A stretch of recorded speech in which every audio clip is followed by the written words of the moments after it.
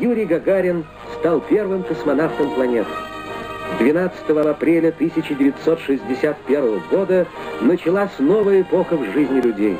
Эпоха полетов в космос.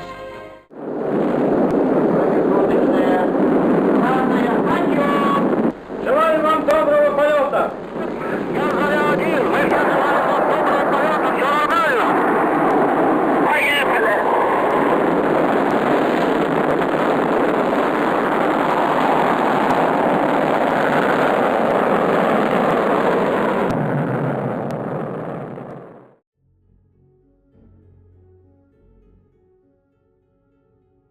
A particular kind of silence exists only in places that were once loud, not the silence of wilderness, which has never known anything else, not the silence of space itself, which is so complete and so total that it becomes its own kind of presence if you sit inside it long enough, something felt rather than heard, a weight against the mind rather than an absence. This is a different silence entirely, the silence of a factory floor that has been shut down and never reopened, the silence of a settlement stripped of the industrial heartbeat that gave it reason to exist, the silence of infrastructure designed for a population and a purpose that the law, in a single stroke, made permanently irrelevant. Walk through Gagarin Landing and you feel all of that. Walk through it slowly enough, down the canyon walls, into the settlement below, past the refurbished plant, now glowing with the quieter hum of robotics production, through the older residential quarters that remember a different era. And something begins to nag at you. Not just the atmosphere, though the atmosphere carries it. Something about the shape of things, the scale of facilities built for more, the width of streets designed for a heavier kind of traffic, the bones of a place that was built to do something that it is no longer allowed to do. The name, maybe. That's where the nagging starts. Gagarin. Say it quietly, and you are saying something enormous, one of the most significant names in the entire history of human spaceflight. The first person who left the atmosphere of Earth not to die above it, not to float briefly and fall back, but to orbit, to achieve the complete loop, to go far enough that the planet below ceased to be a landscape and became instead an object, round, finite, luminous against the dark, comprehensible in a way that it can never be from the surface. Yuri Gagarin spent 1 hour and 48 minutes in space on the 12th of April, 1961. He returned safely. He proved that a human being could survive the crossing, could go out and come back, and be essentially the same person who had left, only transformed in ways that no earthbound experience could have produced. His name carries the weight of a species deciding definitively that the barrier between here and everything else was not a wall, but a threshold, something to be crossed, not merely contemplated. And yet, here we are on a planet in the Alpha Centauri system, in a settlement that wears his name, and the gap between what that name implies and what the settlement actually is feels like a puzzle that refuses to resolve itself into something comfortable. Gagarin Landing is not derelict. It functions. People live here, work here, choose to stay here. But it does not feel like a monument to human ambition. It does not feel like the kind of place whose name reaches back to the first great act of spaceflight and says, "We have honored what that act began." It feels like a place that has been made to forget something, not forgotten in the way that things are forgotten through neglect or the simple passage of time, forgotten deliberately, systematically, legally, The thing that Gagarin Landing was best at, the thing that defined its peak, that gave it strategic importance and industrial identity, and a reason to be counted among the significant settlements of the settled systems, was not lost to entropy. It was banned. Overnight, by the stroke of a peace treaty, the most significant product this settlement ever manufactured was rendered illegal. Its knowledge sealed in an archive under the capital of the United Colonies, inaccessible without the unanimous consent of 3 factions. That is not a story about decline. That is a story about something much stranger, and the question it leaves behind, still unanswered, still felt in the specific silence of that canyon settlement, is this: what does it mean when a civilization makes itself forget what it was capable of? To understand Gagarin Landing, you have to understand what the Alpha Centauri system was and is to the human story beyond Earth. Not what it is in the abstract, not as a scientific designation, but what it has meant to every generation of human beings who has looked at the stars and asked, where do we go first? Alpha Centauri is the answer that history gave. The closest stellar system to Sol, 4 light-years and some change from everything humanity had ever known, and yet, in the cosmological sense, a neighbor, close enough to taunt, the kind of close that makes ambition feel like reason rather than fantasy. In the centuries before the grav drive made the crossing possible in days, Alpha Centauri existed in the human imagination as the perfect symbol of what lay just beyond the possible. All was there, all was visible on a clear night, all was the implicit rebuke to anyone who thought interstellar travel might remain forever theoretical. In Starfield's version of history, the Alpha Centauri that humanity first reached represents what astronomers call Alpha Centauri A, the primary star of a binary system separated from its companion Ptolemy by enough distance that they are effectively distinct locations in the game's galaxy. Proxima Centauri, the red dwarf third component, is absent from the settled systems entirely. What colonists found when they arrived was a system of 4 planets and 8 moons, their names a roll call of the human space program's most significant figures: astronauts, mission specialists, the scientists and engineers whose work made the crossing even conceivable. Bondar, Jemison, Lovell, Chawla. The naming convention itself is a statement of lineage, a civilization arriving in a new system and writing across its geography the names of the people who made arrival possible. Gagarin, the planet, sits as the second world in the system, a rocky, temperate body with a high oxygen atmosphere and the particular physical character of a world that is livable without being luxurious. In purely physical terms, it is not the most remarkable of the system's offerings.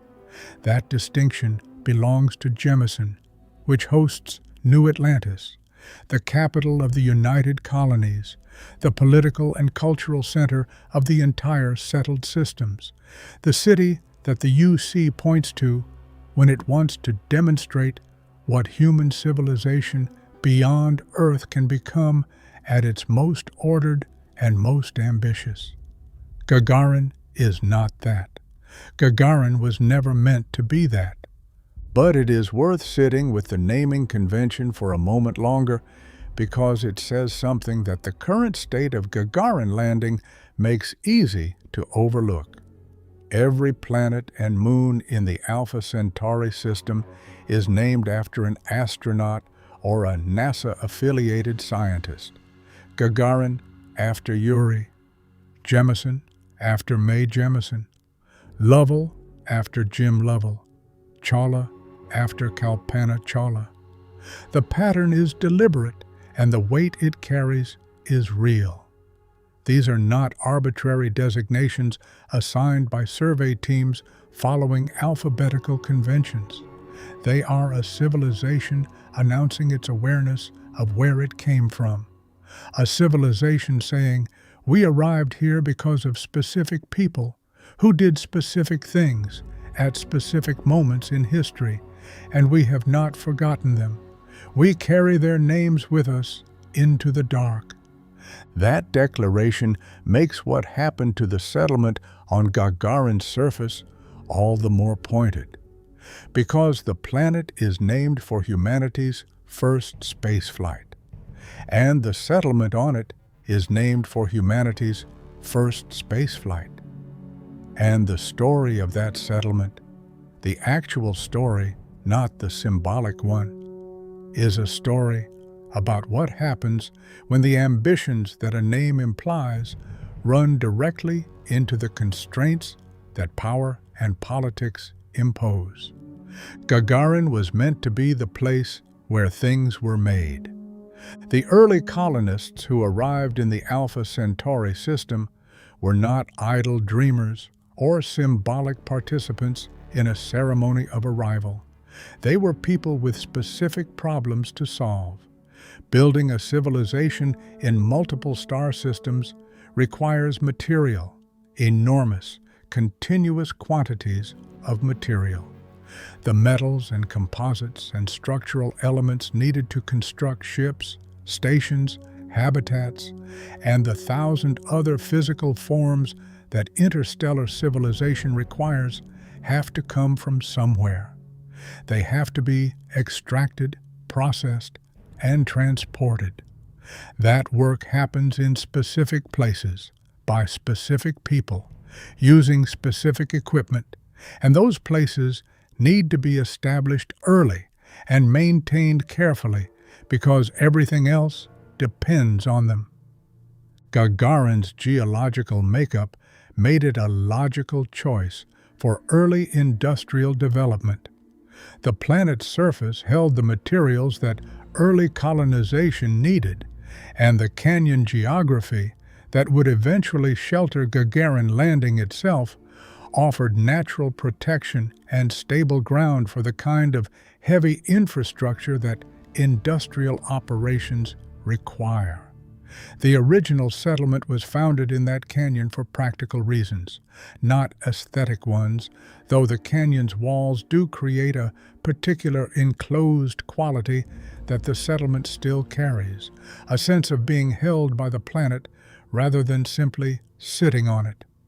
For its first generations, Gagarin Landing was what it looked like: a mining settlement, a functional, unglamorous, genuinely necessary node in the supply chain that kept the wider colonial project moving. The people who built it were not romantics. They were engineers and miners and logistics operators who understood that what they were building was essential precisely because it was not spectacular, because it was the kind of foundational, continuous work that spectacular things depend on. The canyon gave the settlement its particular character, not the open, aspirational quality of a city built on a plain, with views to the horizon and room to spread. Gagarin Landing had walls. The geometry of its existence was defined by the rock on either side of it, by the vertical face of the planet pressing close. This is not a metaphor for anything, or at least it doesn't need to be, but it is a physical fact that shapes experience. Communities built in canyons develop a specific kind of inward awareness. They know their boundaries. They understand the limits of their geography in a way that settlements on open ground do not. In retrospect, there is something fitting about the fact that the settlement, whose story is most defined by what it was prohibited from doing, was built in a canyon to begin with. But settlements, like everything else, evolve. And Gagarin Landing evolved in a direction that no one in those early generations could have entirely anticipated. Mechs are easy to misunderstand if you encounter them only as a historical fact, as a category of technology that existed and was then banned. The word itself sounds clinical, technical, almost abstract. To understand what mech manufacturing meant to Gagarin Landing, you have to understand what mechs meant to the wars of the settled systems. They were not simply military equipment in the way that rifles or ships are military equipment. They were a paradigm, a mechanized combat platform piloted by human operators, towering, armored, capable of withstanding punishment and delivering it on a scale that changed the calculus of ground warfare entirely. Both the United Colonies and the Free Star Collective used them extensively during the Colony War, though in different configurations and with different tactical philosophies. The Free Star Collective's 1st Cavalry became notorious for their mech engagements at Neira in the Nerion system, where they nearly broke UC defensive positions in brutal fighting before a local ceasefire was called amid catastrophic casualties on both sides. Their presence on a battlefield was not just a tactical advantage. It was a statement of industrial seriousness, a declaration of the kind of engineering capacity that a faction possessed and was willing to spend. You could not field mechs without the infrastructure to build and maintain them, and you could not have that infrastructure without the resources and the expertise to sustain it through years of active combat operations. It is worth considering what that kind of manufacturing actually requires. Mech production is not a single industrial process. It is dozens of interlocking processes: structural fabrication, weapon systems integration, pilot interface engineering, power system development, armor plating, and the continuous refinement of all of these as combat conditions revealed new requirements and new vulnerabilities. A design inadequate at one battle needed to be improved before the next engagement. A power system that failed under specific combat stress needed to be redesigned with that failure mode eliminated. The engineering at Gagarin Landing's mech plants was not static assembly work. It was ongoing development, shaped in real time by the demands of an active war, and the operational feedback that only actual combat generates. Each of these disciplines demanded deep expertise, not just the ability to follow a specification, but the capacity to understand why the specification was what it was, to recognize when field conditions had changed in ways the specification didn't account for, to improve the product in response to what was actually happening in systems across the settled systems. The Free Star Collective maintained its own mech production capacity on Arcturus II. Within the United Colonies, the primary production was organized around the Mars Mech Factory and Gagarin Landing. Over time, and through sustained investment, Gagarin Landing had become the more sophisticated of the two UC facilities. Not by any single decision, but through the accumulated expertise that decades of industrial practice had built into its workforce and its institutional culture. That transition from the mining settlement of the early colonial era to the mech manufacturing hub of the Colony War was not sudden or dramatic. It was the product of decades of gradual industrial evolution, driven by UC investment and by the availability of exactly the kind of established infrastructure that makes advanced manufacturing possible: power systems, material handling capacity, skilled labor with multiple generations of industrial experience, and proximity to supply chains that fed continuous production. The mines did not disappear, but they became part of a larger, more complex industrial ecosystem, organized around something far more sophisticated than processed ore. By the time the Colony War began in 2308, Gagarin Landing was not a peripheral settlement doing peripheral work. It was strategically central to the United Colonies' capacity to fight at the scale that a settled system spanning conflict demanded. The engineers who worked in those plants had accumulated expertise that the UC's war-fighting capability directly depended on. Expertise that was being refined and deepened with every operational cycle, every field report, every design revision the realities of combat required. The settlement that had been founded as a mining operation had become, by the logic of its own industrial evolution and the demands of the war surrounding it, something considerably more important and considerably more consequential. This matters enormously for understanding what the peace cost. Because when the peace arrived, it arrived with terms that treated Gagarin Landing's core industry not as a civilian asset to be protected or transitioned, but as a prohibited technology to be shut down. The distinction between the weapon and the community that produced it was not something the Armistice was designed to preserve. The Colony War lasted 3 years, 2308 to 2311. By the settled system standards, it was brief.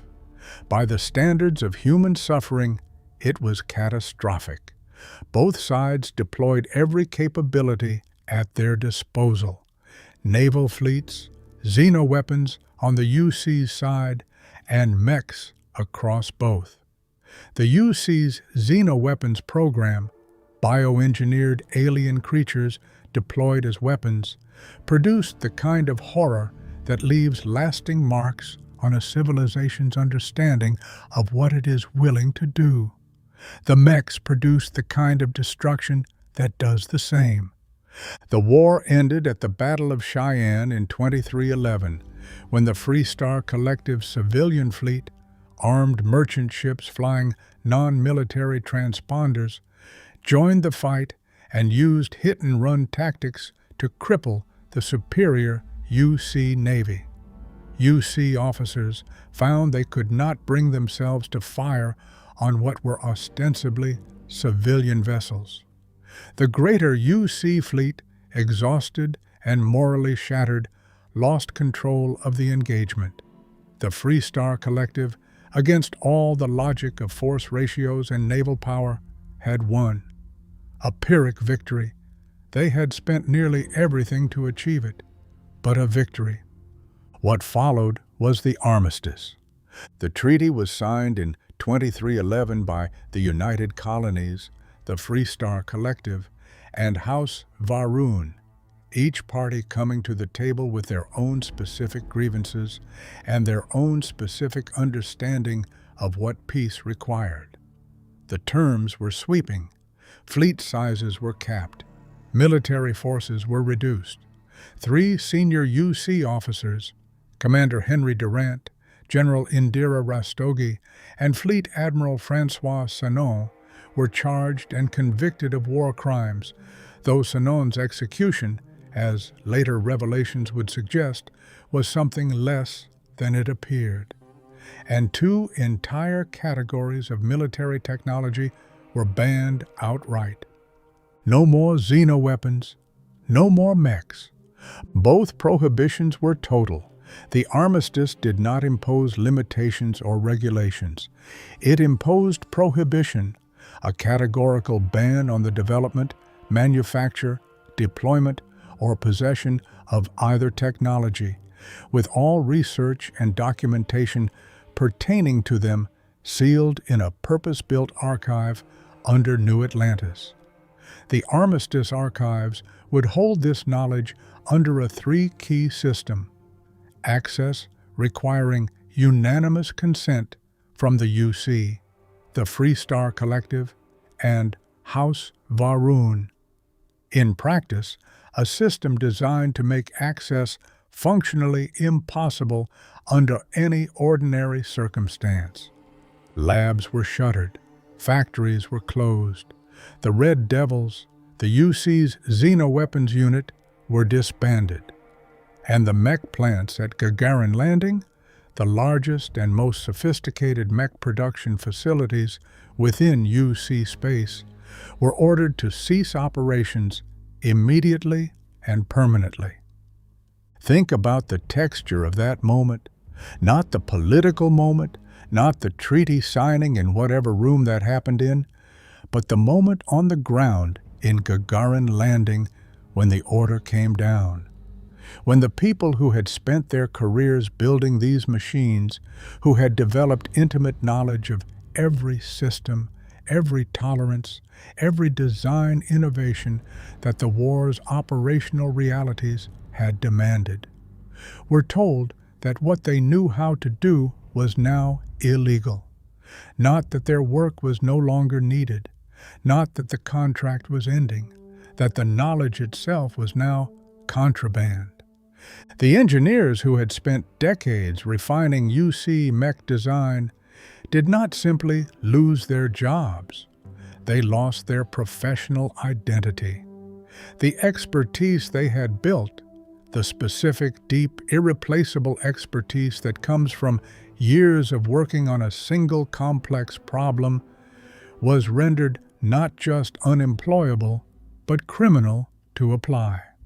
Some of them likely relocated, some retired, some, one imagines, spent years unable to fully describe what they had done in the way that professional people normally describe their work, because describing it in detail put them in complicated legal territory. The community of practice that had made Gagarin Landing's mech plants function at their highest capability was not disbanded. It was cauterized. The decade following the Armistice is the period that shaped Gagarin Landing into what it is today. And it is a period worth dwelling on because it represents a specific and particularly acute form of economic collapse that is different in character from the kinds of economic decline that settlements usually experience. Most settlements that fall on hard times do so gradually. Trade routes shift. Resources are depleted. A dominant industry becomes less competitive. People leave slowly, taking the settlement's momentum with them across years or decades. There is time to adapt, to diversify, to find new purposes for infrastructure built for old purposes. The decline is painful, but it is paced in a way that allows some form of response. Gagarin Landing got no such mercy. One day the mech plants were running. The next day, legally speaking, within the terms of the Armistice, they were not. There was no transition period built into the peace treaty for settlements whose entire economic identity had been organized around a now prohibited industry. The Armistice was a military and political document. Its authors were thinking about weapon systems and fleet sizes and war crimes tribunals. The question of what happened to the settlements that had produced the banned technology was, in the most charitable interpretation, a secondary consideration. Large numbers of residents left to find work elsewhere. The skilled engineers, the experienced plant operators, the technical specialists whose expertise had value precisely because it was connected to mech production, most of them had no reason to stay. The industry was gone. Their professional expertise, at least in its direct application, was gone with it. They went to where there was work, to New Atlantis, to Neon, to the other industrial settlements of the settled systems where their more general skills might find application. Not all of them, but enough. The businesses that had grown up around the mech plants, the suppliers, the service providers, the commercial enterprises that depend on the steady income of an employed population, most of them closed. The tax base of the settlement collapsed. The social infrastructure that a functioning community requires became harder to maintain. Crime increased, as it does in places where economic opportunities have evaporated faster than the people who need them. By the evidence of what Gagarin Landing looked like in the decade after 2311, the word squalor appears in more than one account of the period, not as hyperbole, but as a reasonably precise description of what happens to a settlement when the purpose that organized it is suddenly and completely removed. What is striking in retrospect is not the decline itself, but the specific form of it. Gagarin Landing's infrastructure was largely intact. The mech plants were closed, but they were not destroyed. The canyon settlement's physical fabric was still there. The housing, the power systems, the roads and corridors, and communal spaces that a working settlement requires. What was gone was the purpose that had made all of that infrastructure meaningful, and the population whose presence had made it vibrant.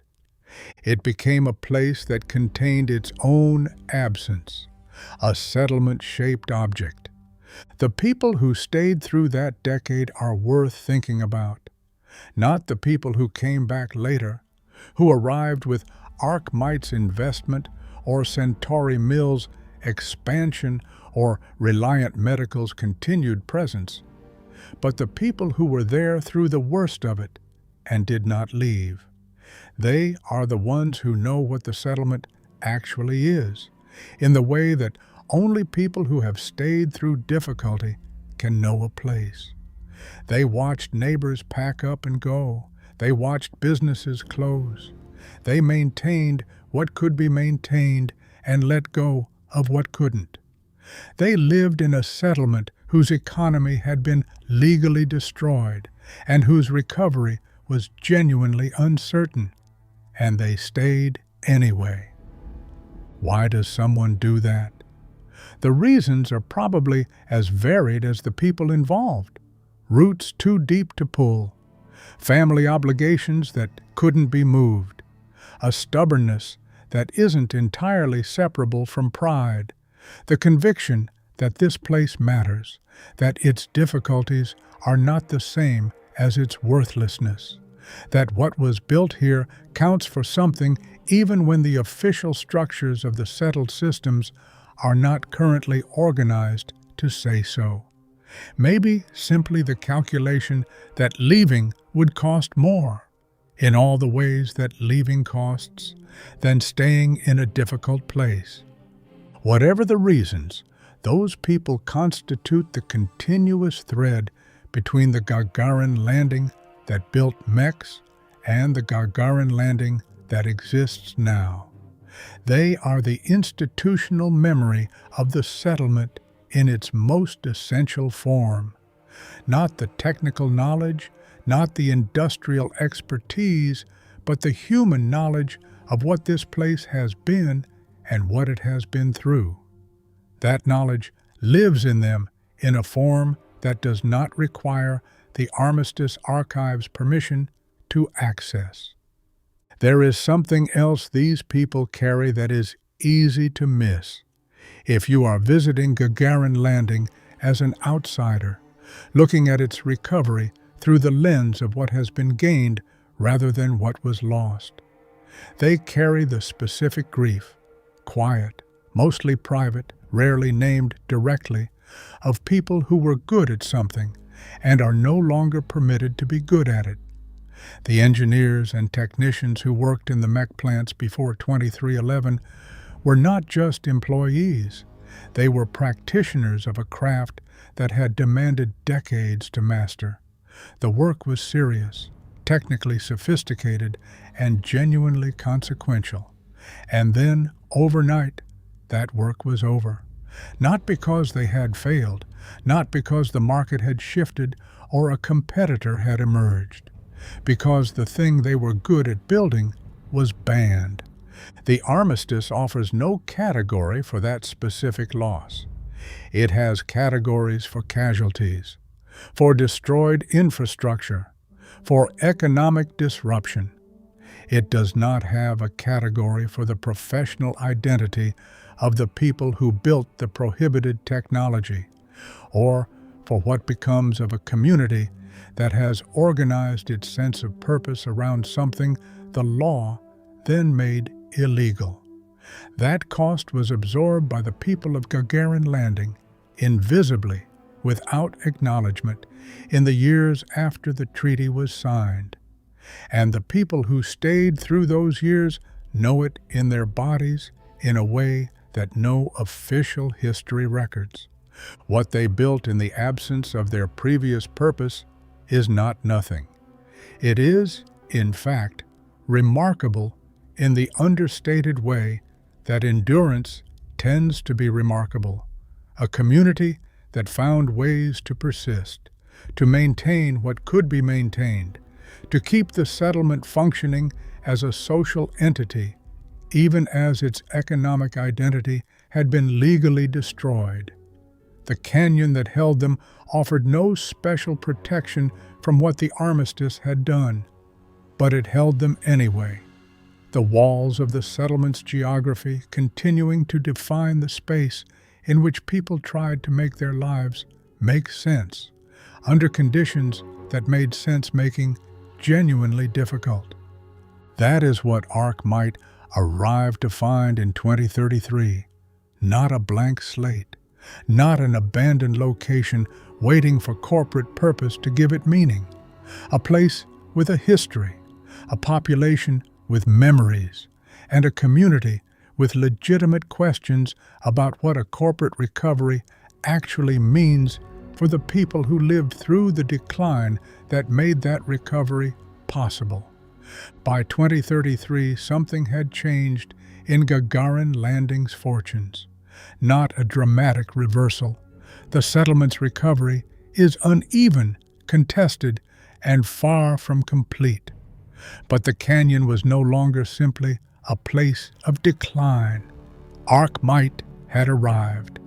Arkmite is a heavy machinery manufacturer, a corporation with the resources and the strategic vision to see in Gagarin Landing something that the post-Armistice decade had made available, established infrastructure at prices that reflected devastation rather than value. The largest of the former mech plants, a facility built and equipped at a scale that would have cost an extraordinary amount to construct from scratch, could now be purchased for a fraction of that cost.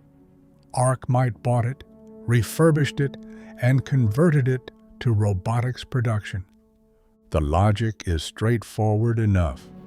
Mech manufacturing and advanced robotics manufacturing share certain foundational infrastructure requirements: heavy fabrication capacity, precision engineering environments, sophisticated materials handling, and power systems built for industrial-scale operations.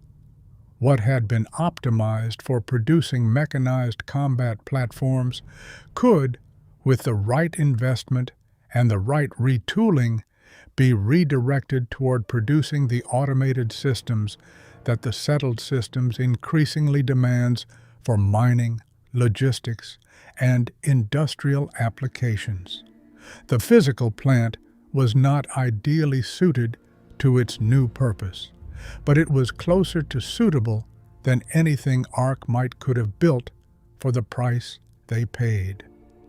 Archmite also did something that the settlement needed. It made the case to other corporations. Gagarin Landing had established infrastructure.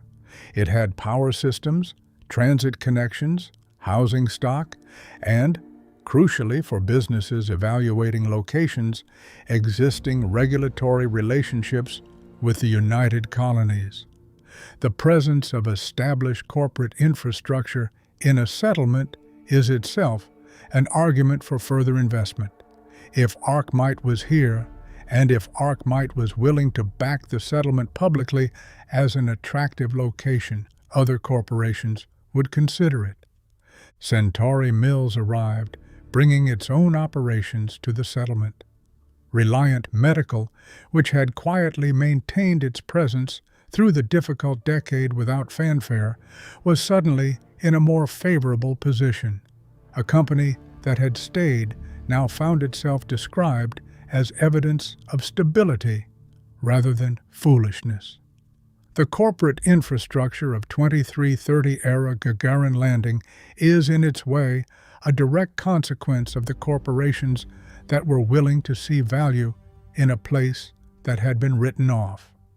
But the relationship between Gagarin Landing's longtime residents and the corporate newcomers is not simple, and it would be inaccurate to describe it as simply grateful.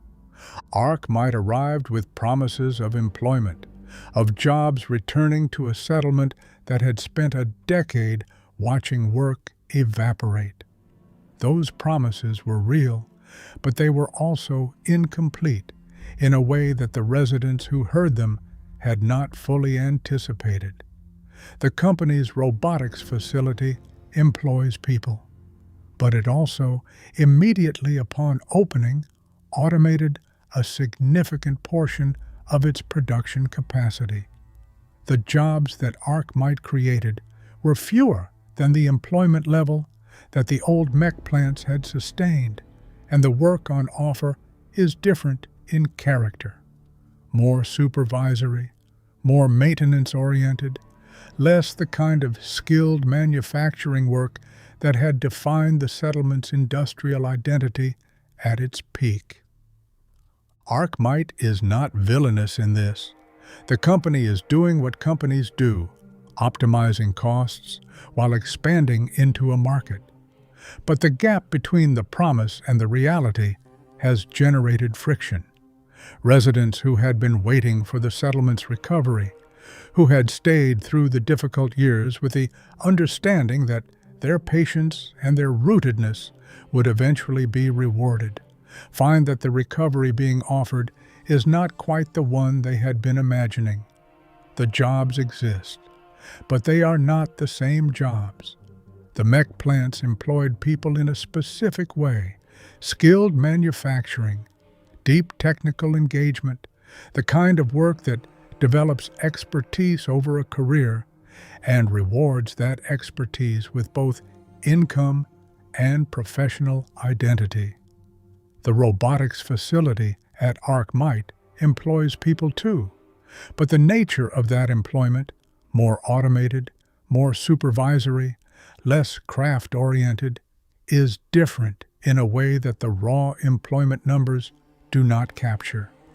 There are also rumors circulating in the settlement about corporate plans for Gagarin Landing's physical layout, that the corporations intend to build elevated walkways, priority catwalks, that would effectively reorganize the settlement's public space around the needs of corporate employees rather than the long-time residents who built their lives here before any corporation arrived.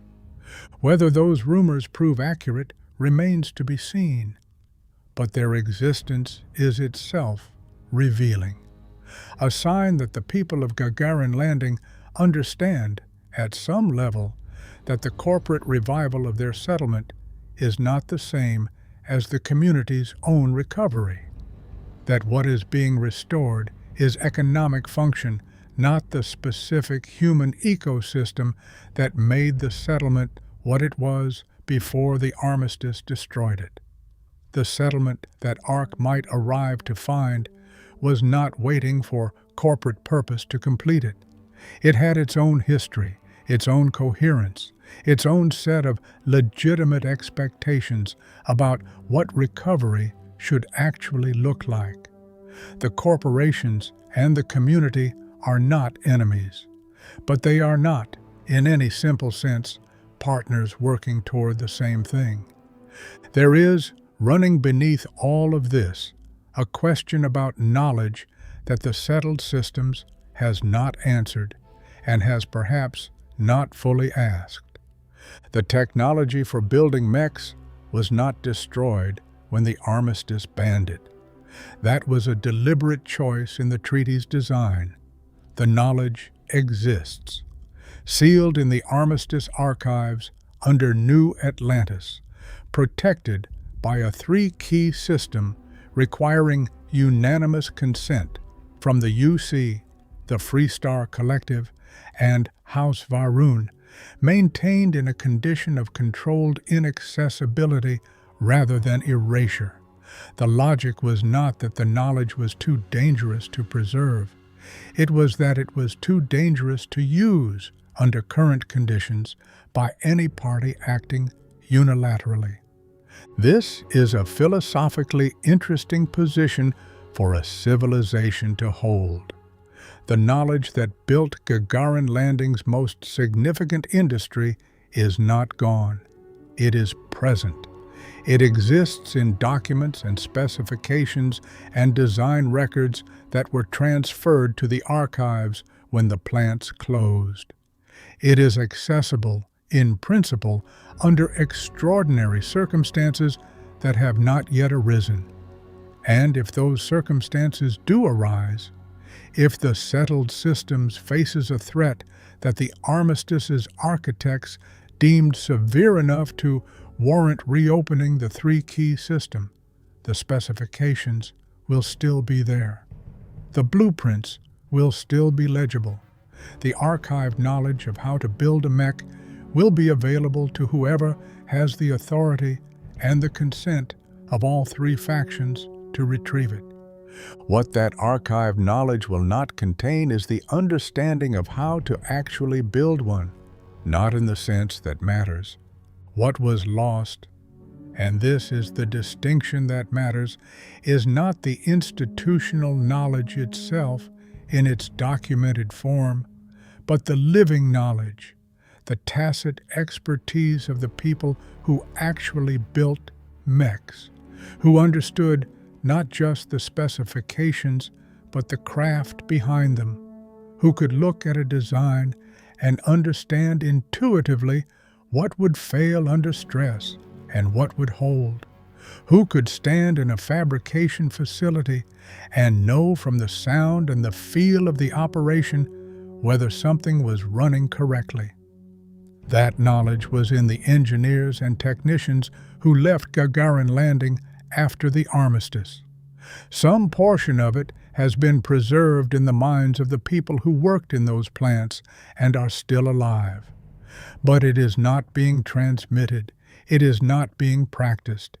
It exists in the way that all expertise exists when the conditions that produced it are no longer present, diminishing with each year, carried by an aging population that has no professional reason to pass it on, fading toward the kind of irretrievability that makes even an accessible archive progressively harder to translate back into actual capability.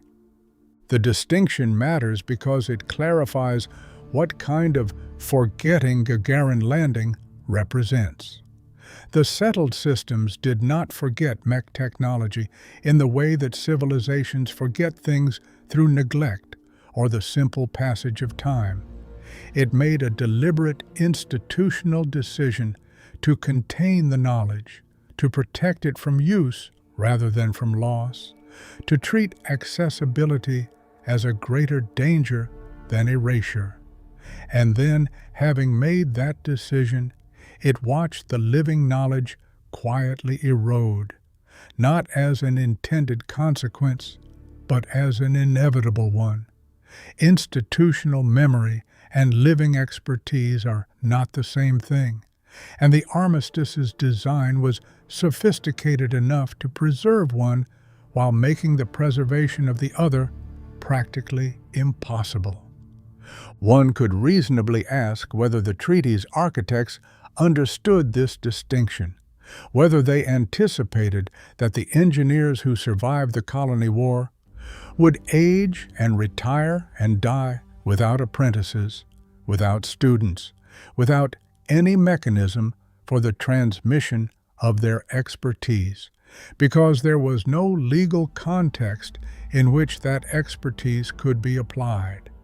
It is possible that they understood perfectly well and concluded that this was an acceptable outcome, that a civilization capable of building mechs was more dangerous than a civilization that had once been capable of building them, that the attrition of living expertise was not a failure of the Armistice, but a feature. If so, then Gagarin Landing is not a cautionary tale about a civilization that forgot something valuable by accident. It is a cautionary tale about a civilization that chose to forget something valuable, because the alternative, remembering it while remaining unable to use it, seemed more dangerous than the forgetting. A choice made with genuine reasons in the aftermath of genuine horror by people who had just watched the settled systems nearly destroy itself. A comprehensible choice, not a comfortable one. The mech plants were not just factories. They were the physical expression of a specific kind of human capability, the capability to design and build and operate machines of extraordinary complexity and destructive power, and to do so better over time through the accumulated expertise of a skilled community. Shutting the plants was possible in an afternoon. The Armistice accomplished it, but the capability that those plants represented was not in the plants. It was in the people who worked in them. And the Armistice had no mechanism for shutting that down, only for preventing its expression. What the 19 years since 2311 have accomplished, quietly and without announcement, is the gradual completion of what the treaty could not mandate directly. The living knowledge is going. In a generation, what the engineers of Gagarin Landing's mech plants understood will exist, if at all, only in the sealed archives under New Atlantis. And archives are not the same as understanding. They are the fossil record of what understanding once looked like. Stand in the canyon at Gagarin Landing and look at what is there now. Arc-Mite's facility, humming with a kind of productivity that is real, but feels somehow different in character than the productivity it replaced. Reliant Medical, steady and unspectacular as it has been for decades, the one corporate presence that was here before the collapse and remained through it, whose continuity says something about the relationship between institutional commitment and institutional opportunism. Centauri Mills, with its own operations and its own employees, many of whom arrived from somewhere else, and whose relationship to this settlement's particular history is limited to whatever they read before accepting the posting, and the long-time residents navigating the complicated reality of a recovery that is addressing the settlement's economic function without necessarily addressing the community's deeper injuries. There is a further dimension to this that the corporate revival cannot touch, no matter how many facilities are refurbished or how many logos are installed at the entrance to the canyon. The Armistice archives in New Atlantis contain mech knowledge, the documentation, the specifications, the research, all of it sealed behind a three-key system that by 2330 shows signs of strain even at the institutional level. The House Varun section of the access mechanism appears neglected, their diminished official presence in New Atlantis reflected in the physical condition of their archive access infrastructure. The system designed to make the knowledge inaccessible, except in emergencies, is, 19 years on, already showing the kind of decay that suggests the architects of the Armistice understood that maintaining a functional three-key system would require ongoing cooperation from parties whose interests do not always align. What happens to sealed knowledge when the mechanisms for accessing it begin to erode is a question the settled systems will eventually have to answer. What is already certain is what has happened to the living knowledge, the knowledge that was never in any archive, that could not be sealed or protected because it existed only in the minds and habits of the people who practiced it. That knowledge is subject to a different kind of erosion, not institutional decay, but human mortality. The engineers who built mechs at Gagarin Landing are 19 years older than they were in 2311. The expertise they carried out of those plants into retirement, into other work, into lives that had to be rebuilt around a professional identity that had been legally terminated, is not being transmitted. There is no professional context in which to transmit it. Yuri Gagarin went into space and came back. The return was as essential as the departure. He brought with him the knowledge of what he had seen, the comprehension of Earth's wholeness and finiteness and interconnectedness, and that knowledge mattered more to the species than his departure alone would have. Going is not enough. You also have to bring something back. You have to let what you've seen change how you understand what you left behind and what you owe it. The settled systems made itself forget something at Gagarin Landing, deliberately, with reasons, in the aftermath of real horror. The forgetting was not irrational, but the question of whether it was complete, whether the forgetting extends to what was lost alongside the mech technology, to the community of expertise and identity and purpose that the Armistice could not technically ban, but effectively destroyed. That question is still open. What a civilization chooses to remember and what it chooses to put beyond reach says something about what kind of civilization it intends to be. The Armistice archives stand in New Atlantis as a monument to that choice, a three-key lock on humanity's own recent past, maintained in the interest of a peace that everyone agrees is preferable to the alternative, and that everyone understands is not the same as resolution. Gagarin Landing is what exists on the other side of that lock, not the technology. The technology is safe, sealed, preserved against a future emergency that may or may not arrive. What is on the other side is the human cost, the community that organized itself around something the law then prohibited, the expertise that was legal to possess and illegal to apply, the living knowledge that had no archive and no three-key mechanism to preserve it, and that has been fading year by year in the minds of people who have no professional reason to pass it on. That cost is not in any official accounting. It is not what anyone emphasizes when they describe the Armistice as a success or as the document that made peace in the settled systems possible. It is simply present, carried in the settlement's bones, in its proportions, in the specific silence that fills spaces built for a louder purpose, in the specific silence of a canyon settlement on a planet named for the man who first proved that human beings could reach beyond everything they had ever known. The archive is open if you're willing to keep looking.